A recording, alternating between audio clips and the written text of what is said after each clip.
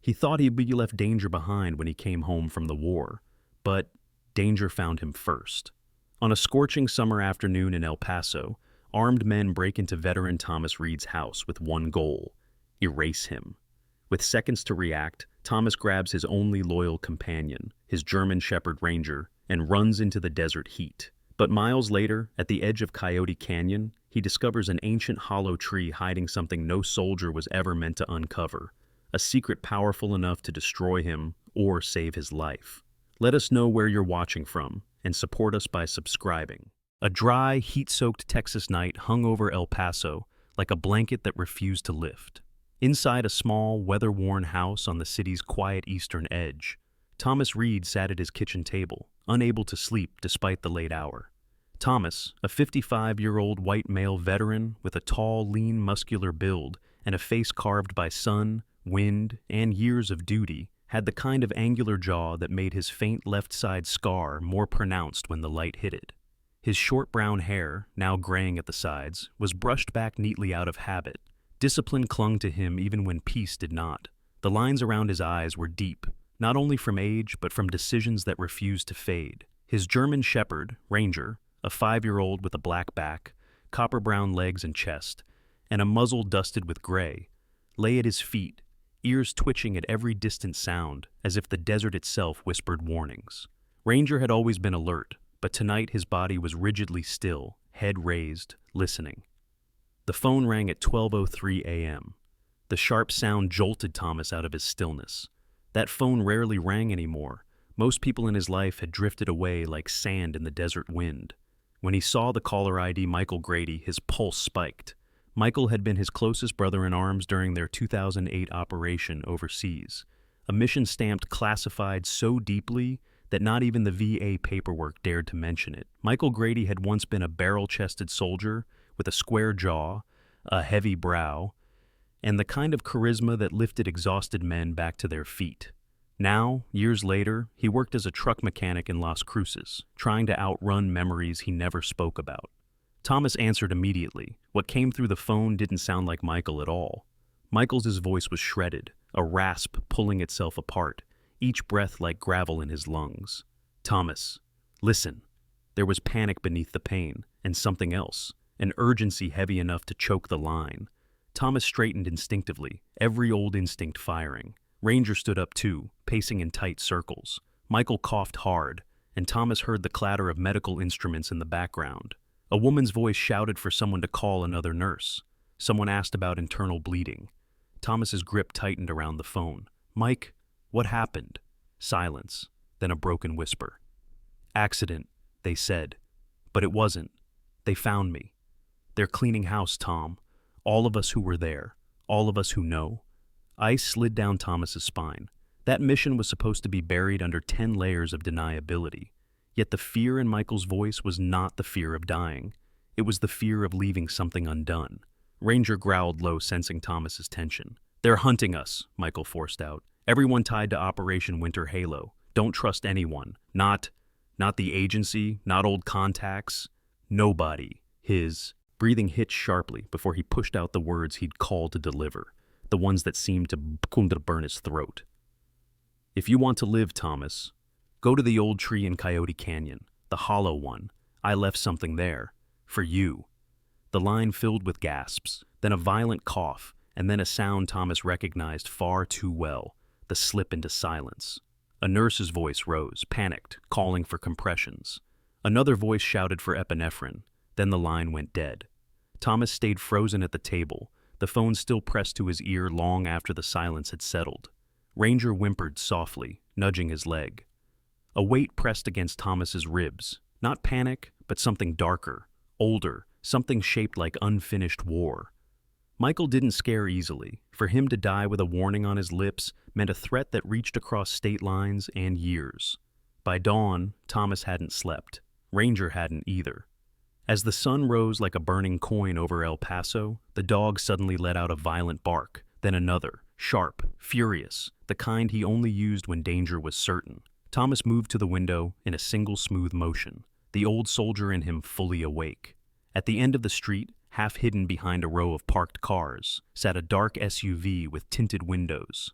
Engine off. No plates on the front. Desert dust on the tires, like it had been driven off-road before reaching the neighborhood. Ranger snarled, pacing. Thomas felt the air in the room shift. Michael's final words echoed in his mind, heavy with meaning. "They're hunting us." As the SUV's driver door cracked open, just an inch, Thomas's breath locked in his chest. Ranger's growl deepened, and in that fragile second before anything happened, Thomas Reed understood one thing with absolute clarity. Michael Grady had not died alone in fear. He had died sending a message, and someone, out there in the blazing Texas morning, was waiting for Thomas to receive it. The Texas heat rose early, heavy and merciless, turning the red dust streets of El Paso into shimmering ribbons of fire. Inside his quiet home, Thomas Reed felt the tension from the night before still clinging to the air like static. He had barely slept after seeing the dark SUV at the end of the street, and Ranger, his 5-year-old German Shepherd with a black back, copper-brown legs and chest, and a gray mixed muzzle, had not rested either. Ranger prowled along the windows, sniffing the edges of doorways as though danger seeped through the cracks. When the first sound came, a metallic click from the front porch, Ranger snapped into a rigid stance. The dog's growl deepened into a warning Thomas recognized instantly. His instincts sharpened. The memory of Michael's last breaths cut through the haze. "They're hunting us." Thomas barely had time to step away from the kitchen counter when the front door lock shattered. 3 armed men in dark tactical gear burst into the house, boots pounding over wood flooring. Their movements were coordinated, precise, men trained for extraction or elimination, not amateurs. The first intruder was tall, broad-shouldered, with a sharp-angled jaw partly hidden beneath a tactical helmet. Even from across the room, Thomas could see the man's cold, calculated eyes of someone who had done this before. Behind him came a shorter, wiry man with narrow shoulders, a trimmed black beard, and jittery movements that betrayed a hair-trigger temperament. The third was thicker in build, with a shaved head and a scar running across his right cheek. It was the kind of mark left by a knife or a violent past confrontation. Ranger lunged with explosive force, barking in a furious, guttural rhythm. Thomas grabbed his backpack, already half-packed from the night before, and reached for the back door. A gunshot cracked through the hallway, splintering the wall behind him. Ranger growled louder, pushing Thomas toward the exit. They ran through the back of the house and into the bright morning oven of El Paso. Heat engulfed them like a living creature. Thomas felt sweat break instantly along his spine. Behind them, the intruders yelled orders. Shouts echoed across the yard. More gunfire tore through the fence as Thomas vaulted over it with a speed surprising for a man of his age. Ranger leapt beside him flawlessly, landing in the alley with claws scraping asphalt. The alleys behind Thomas's neighborhood were narrow and lined with chain-link fences, dumpsters, and old utility poles buzzing under overworked transformers. Thomas sprinted along the alley, every muscle burning. Ranger kept pace with unwavering loyalty. A dark pickup truck screeched into the far end of the alley, blocking the path. The driver, a middle-aged Hispanic man with a sharp gaze, locked eyes with Thomas for only a second. Then he gunned the engine, reversing violently as though fleeing from something he didn't understand. His terrified expression suggested he had seen the armed men behind Thomas. Thomas changed direction, cutting across a patch of dry weeds into a vacant lot. Ranger stayed just behind his right leg, matching every turn. The intruders were gaining. Their footsteps grew louder. One shouted into a radio, "Target moving east! Repeat, moving east!" Thomas recognized the symbol on the man's vest, a small black triangle with a silver slash through it. It was the emblem of Helios Directive, a private paramilitary contractor rumored to carry out unsanctioned operations for government shadows. Michael had spoken about them only once. If they want you gone, you disappear. No trace, no noise. Thomas pushed harder. The heat pressed against his lungs, and the world blurred at the edges. Ranger barked sharply, signaling danger ahead. A fourth intruder emerged at the corner of the lot, raising a rifle. Thomas dropped to the ground instantly, pulling Ranger with him as bullets chewed into metal scraps nearby. He crawled toward a concrete drainage tunnel, the only shade in sight. They rolled inside just as the gunfire escalated outside, echoing off the desert walls. The tunnel smelled of dust, rust, and faint stagnant water, but it provided cover. Ranger panted heavily, eyes alert.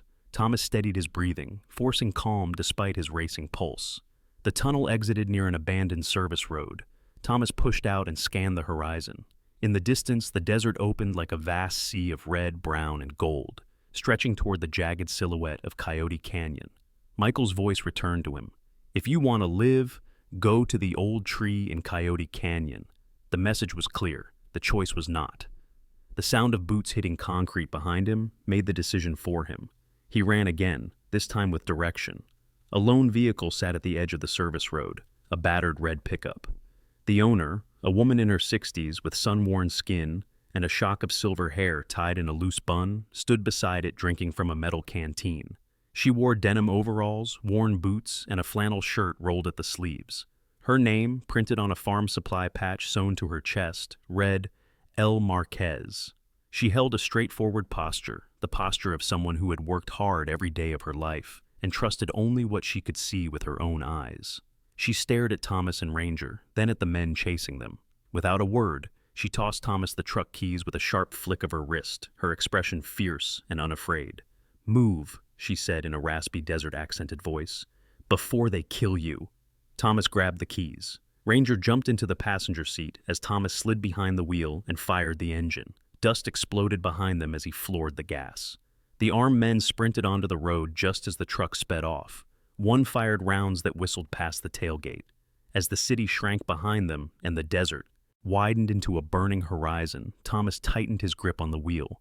They were now officially running, and Coyote Canyon waited ahead, along with whatever secret Michael had died to leave behind. The sun blazed higher, the air shimmered, and Thomas felt the weight of destiny settle on his shoulders. The chase was only beginning. The New Mexico sun was already sinking when Thomas Reed guided the battered red pickup into the winding entrance of Coyote Canyon. The landscape shifted around him, towering sandstone ridges rising like broken cathedral walls and narrow passages carved by centuries of wind. Ranger sat alert in the passenger seat, his eyes scanning every movement outside the window.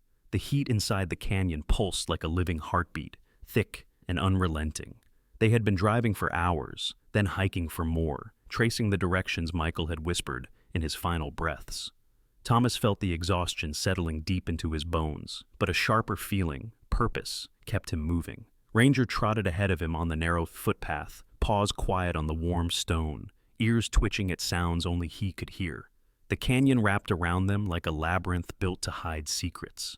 By late afternoon, the walls widened into a basin flooded with gold light, and there, at the basin's center, stood the impossible. An ancient cottonwood tree so massive its trunk looked like a pillar built for giants. The bark was thick and gnarled, its deep crevices catching the light in patterns that resembled old maps. Ranger stopped at the base, nose pressed against a dark seam in the wood. Thomas felt a chill slip along his spine. He stepped closer, running his calloused fingers across the bark. Despite the summer heat, the wood felt cool, unnaturally cool, as though the tree guarded a world untouched by the desert furnace. A faint draft flowed from the seam, carrying the scent of dust, old paper, and something metallic. Thomas gripped the hidden edge and pulled. The doorway opened with a low groan.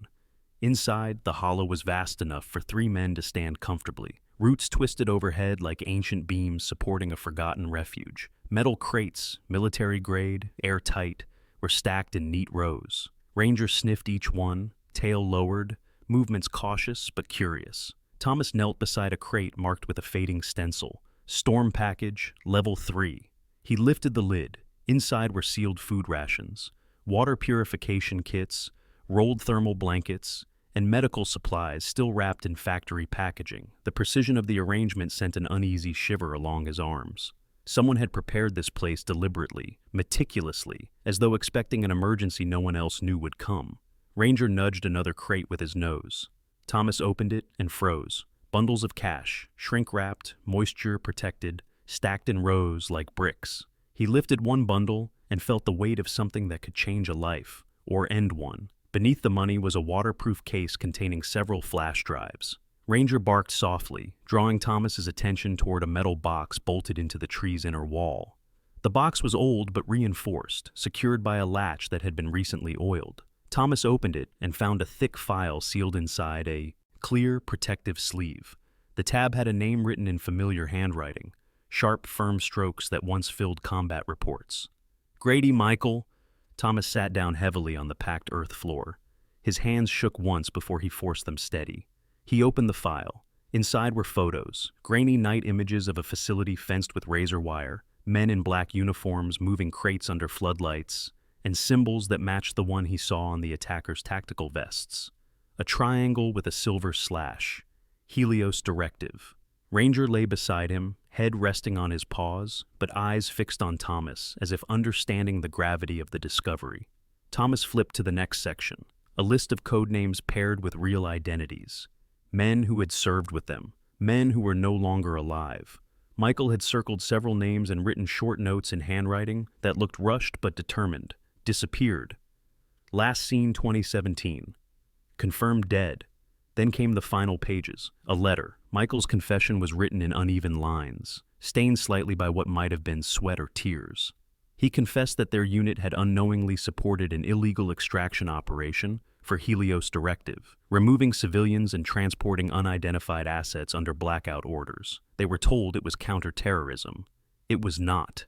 Thomas felt a hollow pressure push behind his ribs, a mix of disbelief, rage, and grief. He had always sensed something wrong about that mission, something too quiet afterward, too erased. Ranger nudged his knee gently, grounding him. The last sentence of Michael's letter was written in darker ink, as though pressed harder into the page. Those who know too much have vanished. If you're reading this, Tom, it means it's your turn. Thomas closed the file slowly, the weight of it settling like stone in his hands. The hollow chamber seemed to tighten around him, the air colder now. He looked at Ranger, his one constant in a life that had survived too many fractures.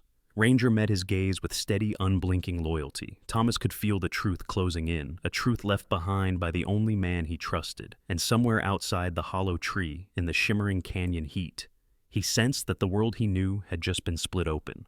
He now understood exactly what Michael had died trying to warn him. The New Mexico desert stretched endlessly beneath a sky bleached pale by the summer heat, the horizon rippling like a mirage with every rising wave of searing air. Thomas Reed moved slowly across the ancient footpath carved long ago by native tribes, his breath tight, his body drained by exhaustion. Ranger, the 5-year-old German shepherd with the black back, copper-brown legs, and gray-mixed muzzle, walked close to Thomas's right side, panting heavily but refusing to slow. Their supplies had thinned quickly, and the heat felt like a weight pressing from every direction. By midday, Thomas could feel the dryness in his throat turning raw, each swallow scraping like sandpaper. He rationed the last inches of water in his flask, tipping a few drops into his palm so Ranger could lap them up.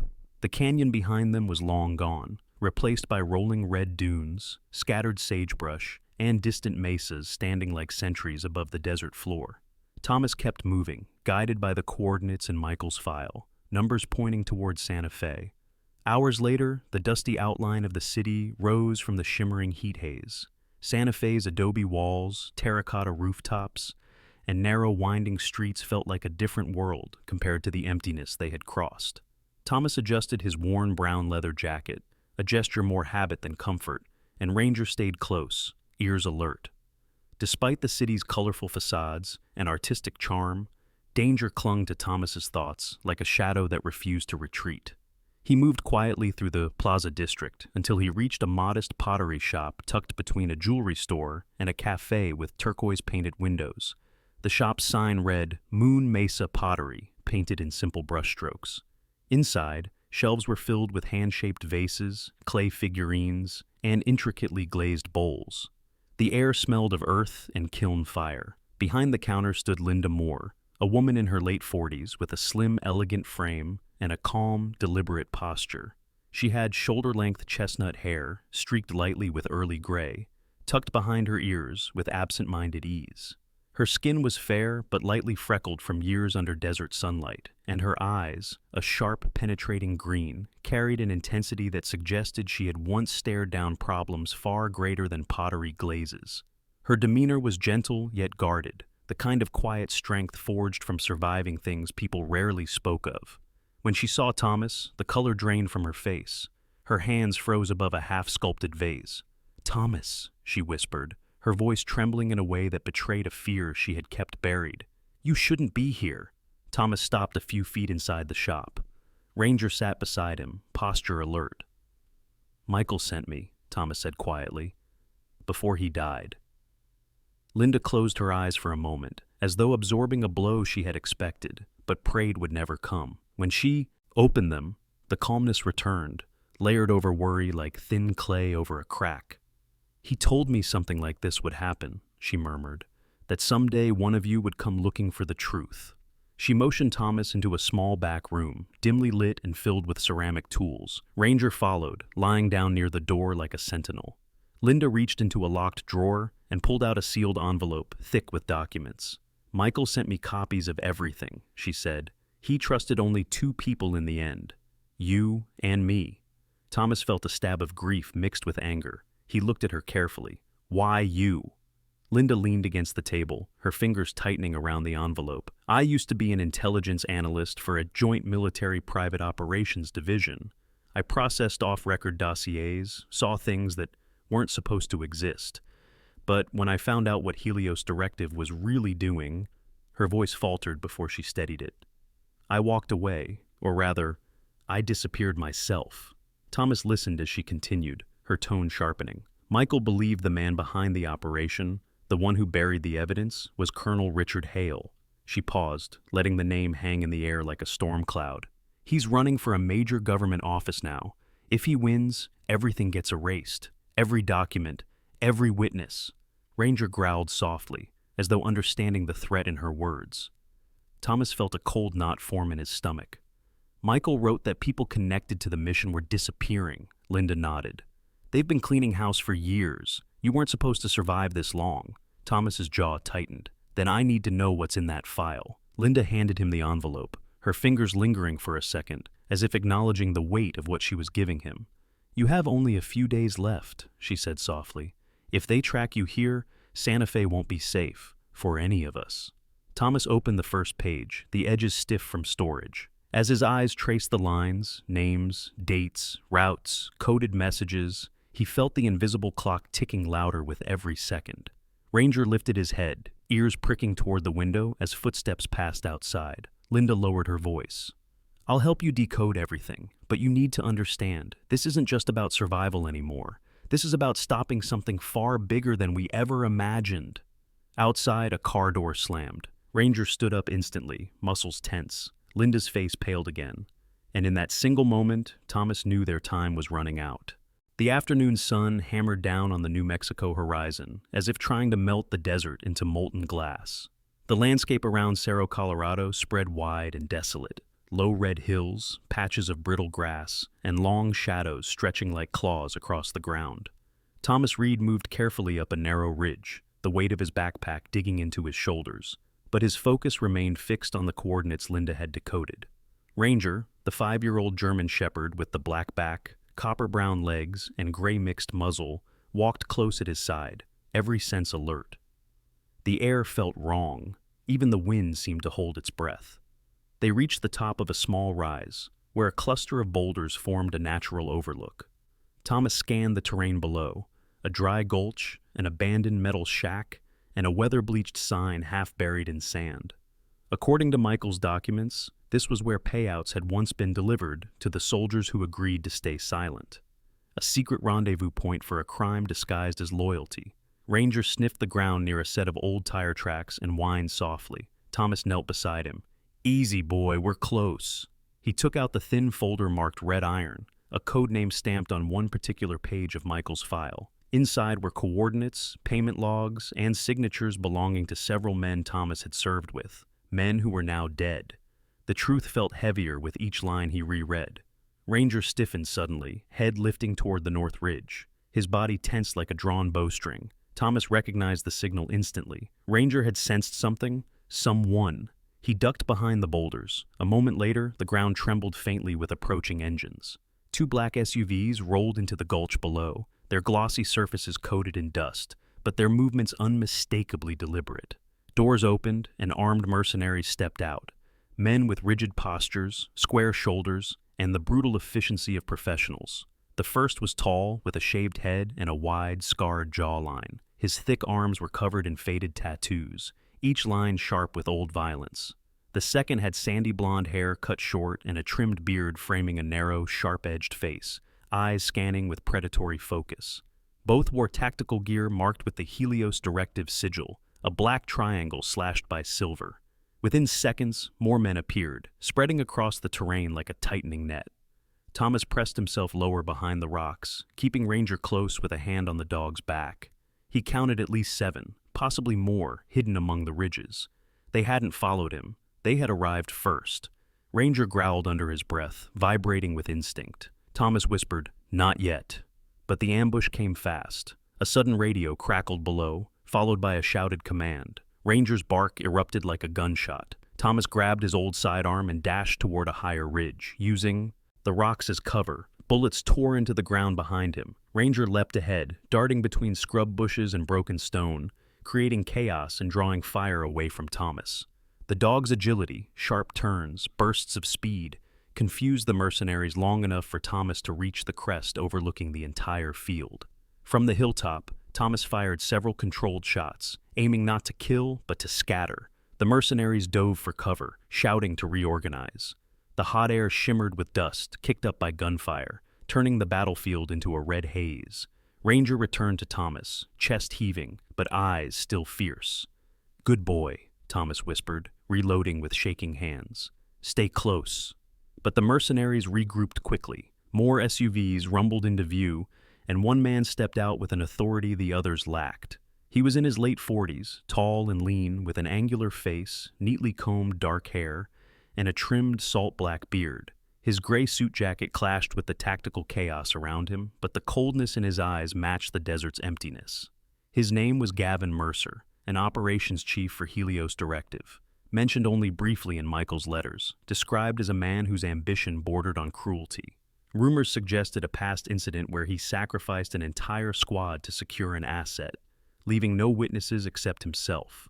His expression now was flat, calculating, unbothered by the gunfire around him. Mercer spoke calmly into a handheld radio. Moments later, mercenaries began advancing in coordinated lines. Thomas fired again, but he felt the inevitable closing in. The sun dipped lower, staining the horizon blood red as dust clouds rose like smoke signals around Cerro Colorado. The heat made the air flicker. Ranger barked sharply, signaling movement behind them, another team climbing the ridge. They were surrounded. Thomas clenched his jaw, mind racing for options. Ranger braced beside him, ready to defend with teeth and courage alone. The mercenaries closed in, weapons raised. The world narrowed to Thomas's ragged breath, Ranger's growls, and the steady crunch of approaching boots. Then a sudden roar of engines split the desert. 3 vehicles barreled toward the ridge from the west, the first a news van covered in dust. The other 2 pickup trucks loaded with equipment. Doors flew open. Linda Moore jumped out first, her chestnut and gray hair whipping in the wind, her green eyes fierce with determination. Behind her were 2 investigative journalists from an independent network. One, a tall, slender black woman named Dana Pierce, with braided dark hair and sharp, analytical eyes. The other, a stout man in his 50s named Harold Kane, with a round face, graying mustache, and a camera permanently anchored to his shoulder. Dana raised a microphone toward Mercer and shouted, "We're live! Every move you make is being recorded!" Harold aimed his camera directly at the mercenaries, broadcasting the scene in real time. Mercer stiffened, the muscles in his jaw tightening. Thomas saw the shift instantly. Exposure, the one weapon Helios Directive feared. Ranger stood beside him, dust swirling around his paws as the mercenaries hesitated under the weight of being seen. Linda sprinted up the ridge, waving Thomas toward the trucks. "Move! We've got the evidence streaming already!" And in that charged moment, caught between death and truth, Thomas understood that the fight was shifting, not ending, shifting, and the world was finally watching. The national storm broke before sunrise, sweeping across televisions, radios, and every digital feed like a tidal surge no one could stop. The footage from Cerro Colorado, dust clouds, shouting mercenaries, Thomas Reed's scarred and weathered face, Linda Moore's warning voice, Ranger standing guard in the red haze, played on a constant loop. Overnight, the country woke up to a truth buried for 15 years. And for the first time since Michael's final call, Thomas felt the weight on his chest begin to shift, not vanish, but shift. By midday, major networks were interviewing senators, retired generals, and former contractors, all scrambling to distance themselves from Helios' directive. Names spilled into headlines like loose rounds rolling across a floor. The Department of Justice announced a full investigation, and law enforcement agencies raided several Helios facilities from Nevada to Virginia. Some operatives surrendered, others vanished into the cracks they once controlled. Gavin Mercer's face appeared on wanted bulletins, captured in a single frame. Cold eyes, clipped beard, jaw tight with fury. He had fled before dawn. Meanwhile, Thomas stayed hidden in a safe house outside Santa Fe, provided by the journalists. The place belonged to Jacob Hart, a retired cameraman in his late 60s, tall and lanky with a white ponytail, deep smile lines, and an easy, unhurried way of moving. Jacob had survived war zones with nothing but a camera and stubborn calm, and he now offered his remote adobe house to Thomas without hesitation. "If you've got the truth," Jacob had said while stirring a pot of green chili stew, "you've earned my roof." His kindness felt effortless, as though danger was simply another guest at the table. Ranger rested near the door each night, still alert despite exhaustion. When he slept, his legs twitched as though the chase still lived behind his eyelids. Thomas would sit beside him, brushing the dog's coat with slow, steady movements, feeling gratitude swell with every breath. Ranger had saved him too many times to count, through gunfire, through fear, through loneliness. Linda Moore visited daily during those first chaotic weeks after the broadcast. She carried stacks of paperwork, legal notices, and updates from investigative committees. She also brought small comforts, fresh coffee in clay mugs she handcrafted, a few apples from a local market, and sometimes simply silence, the kind that made breathing easier. Her chestnut hair, streaked with gray, was often tied loosely at her neck, and her green eyes stayed sharp despite lack of sleep. She had stepped into the storm willingly, releasing the documents Michael had entrusted to her, and in doing so, she had become one of the most important witnesses in the case. One afternoon, as thunder rumbled faintly over the desert, Linda placed a tablet on the table in front of Thomas. On the screen, a news anchor announced that Colonel Richard Hale, once feared, once untouchable, had withdrawn from the election and been taken into federal custody. Evidence had been found in multiple locations, tying him to covert operations, illegal payouts, and forced disappearances. The anchor's words echoed across the quiet living room. Survivors from Operation Winter Halo will be granted full exoneration and federal protection. Thomas didn't smile. He simply exhaled, a long, trembling release of something he had carried too long. Ranger nudged his knee as if reminding him it was real. A month later, when the legal dust settled and the country redirected its outrage into courtrooms and committees, Jacob stood beside Thomas in the yard. "You're free now," Jacob said, his voice low, warm. "What are you going to do with it?" Thomas looked toward the horizon, the mountains of northern Arizona rising like deep blue waves in the distance. "Start over," he said, "somewhere quiet." Jacob chuckled softly, pointing a long finger westward. "Flagstaff, best summers you'll ever feel, cool air, tall pines. No one looks twice at a man who wants peace." And so Thomas went. By early July, he had settled into a small cabin near the edge of Coconino National Forest. The cabin was simple, wood walls, creaking floors, a front porch that caught the evening breeze, but it felt like home in a way nothing had for decades. Ranger, though a little slower now and prone to lying in sunny patches on the porch, patrolled the yard with the same vigilance he had shown since day one. His paws made soft prints in the red dirt, and his tail swayed with a quiet pride. Linda visited every few weeks, arriving with a box of pottery she claimed she had accidentally overfired, but secretly made to match the cabin. She walked with a calm confidence, her slim frame silhouetted against the forest behind her, and she always brought news from Santa Fe. Investigations still continued, arrests were ongoing, and the world had not forgotten Michael Grady. Sometimes Thomas and Linda would sit on the porch, sharing stories they once buried too deep. Ranger rested at their feet, ears twitching as the wind moved through the pines. The forest whispered in long, humming tones, like a lullaby written by nature itself. On one particular evening, as the sun dipped behind the treetops and shadows stretched long across the porch, Thomas realized something unexpected. The silence no longer frightened him. The forest was not a hiding place. It was healing. He rested his hand on Ranger's back. The dog lifted his head, eyes soft, aging yet loyal as ever. Thomas knew he could never erase his past. But here, beneath the tall pines of Arizona, He could finally rewrite the story of who he became, and for the first time in years, he understood the meaning of the word he thought he had lost: freedom. There are moments in life when survival feels like nothing short of a miracle, moments when the world turns its back, yet a door opens from somewhere we cannot see.